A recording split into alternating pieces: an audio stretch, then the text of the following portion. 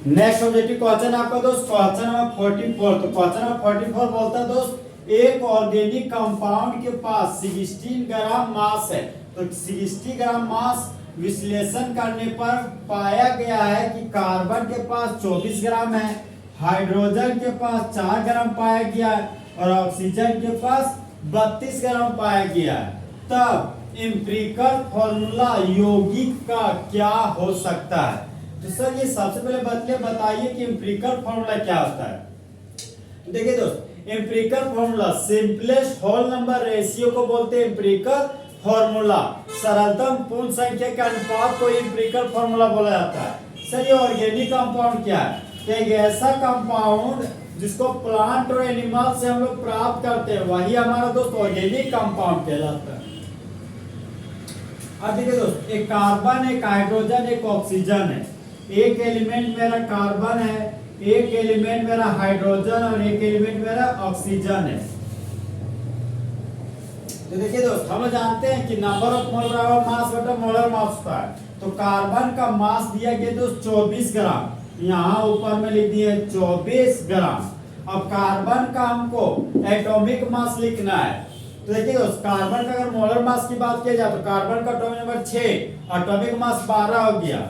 दिया गया मास 24 ग्राम है और कार्बन का एटॉमिक मास मेरा दोस्त 12 होता है। तो नीचे में लिख दिया 12 को 2 से भागा देंगे तो 12 दूना 24 हो गया। अब हाइड्रोजन का निकालते दोस्त, हाइड्रोजन का दिया गया मास 4 ग्राम है तो ऊपर में 4 लिख दिए और हाइड्रोजन का एटॉमिक नंबर 1 और एटॉमिक मास 1 होता है तो नीचे 1 से भागा दिए। तो 4 को 1 से भागा देंगे तो छूछे 4 प्राप्त होगा।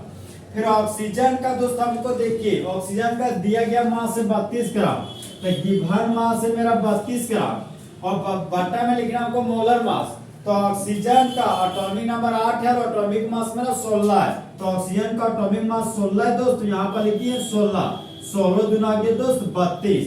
तो कार्बन का 2 ठो एटम प्राप्त हुआ, हाइड्रोजन का 4 एटम प्राप्त हुआ और ऑक्सीजन का 2 एटम प्राप्त हुआ। देखिए दोस्त, एक्चुअल नंबर ऑफ एटम्स को हम लोग मॉलिक्यूलर फार्मूला बोलते हैं। परमाणु की वास्तविक संख्या को ही हम लोग मॉलिक्यूलर फार्मूला बोलते हैं। कार्बन का 2 एटम है, हाइड्रोजन का 4 एटम है, ऑक्सीजन का 2 एटम है।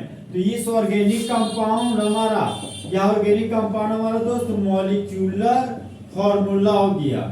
अब देखिए दोस्त, जब हमको मॉलिक्यूलर फार्मूला पता होता है ना तो उस मॉलिक्यूलर फार्मूला से हम कॉमन फैक्टर निकालते हैं और कॉमन फैक्टर निकालने के बाद जो फार्मूला प्राप्त होता है ना उसको बोलते हैं एम्पिरिकल फार्मूला। तो कार्बन 2, हाइड्रोजन 4, ऑक्सीजन 2 में कॉमन फैक्टर हमारा दोस्त 2 है। कॉमन फैक्टर का सिंबल हो गया स्मॉल है, तो कॉमन फैक्टर 2 हो गया। मतलब तीनों कंपाउंड से हम लोग 2 को कॉमन निकाल रहे हैं। तो 2 को कॉमन निकाल दिए दोस्त, तो मतलब 2 को सही से भागा दे दीजिए।